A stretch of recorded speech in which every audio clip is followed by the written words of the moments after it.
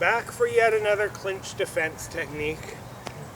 This time it's against a hair grab from the rear direction. When an attacker approaches us from behind and grabs our hair and forces us into a vertical surface. I'm going to be attacking my volunteer today because he has hair, and as you noticed, I really don't have much hair, so they can't really grab my hair. So I'm going to grab his hair. You can't see it through his mask and his hood, but he does have a lot of hair, so I'm going to borrow his help for this technique.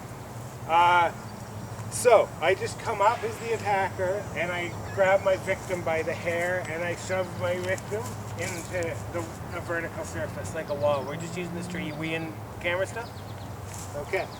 And from here what he does is he slaps both his hands on my hand and he crushes my hand into his head.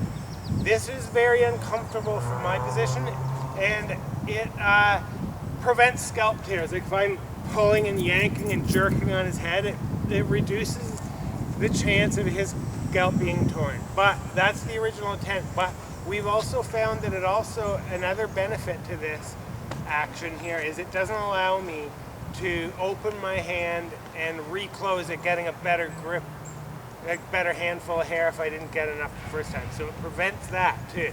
So now he turns whatever way he feels is best into me, and he braces his back against the wall, or the vertical surface. We're using a tree in this case.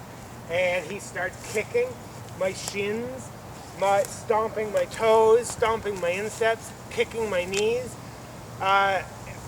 but probably not kicking the groin or kneeing the groin in this case, because that would compromise his base too much, his balance. And even if he can do it because his back is against a surface and he's more stable, I have the concern that with your back against a vertical surface, you're not going to get much power into knees and kicks anyways, especially knees. You cannot really properly, I don't think, drive your hips forward very well from that position. So you might not want to use any knees or kicks to the groin in this case. So try to just stick to the targets being the toes, insteps, shins, and the knees as well. Now one more time, I grab my attacker by the hair and shove him into a vertical surface. He turns, he slaps his hands on and crushes my hand as hard as he can to his head. Now he turns, it's whatever way is the easiest, he feels the easiest, and he starts kicking me and stomping my toes, my shins, my insteps, and my knees. So that was our defense against a hair grab from the rear direction when our opponent shoves us face first into a vertical surface.